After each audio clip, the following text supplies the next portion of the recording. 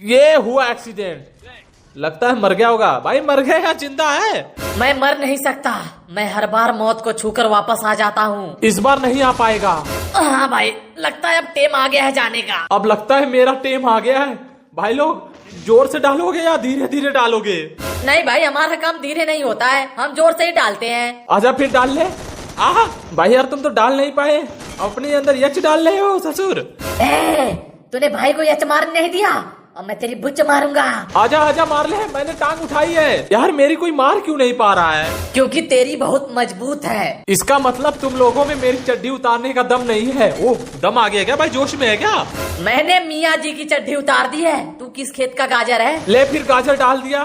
कोने में चड्डी पहना रहा है रे? हाँ भैया, आधी पहना दी है, थोड़ा रुक जाते तो पूरा पहना देता। ओ अच्छा, अगर मैं चड्डी पहनाने देता उसके बाद हम तेरी उतार लेते।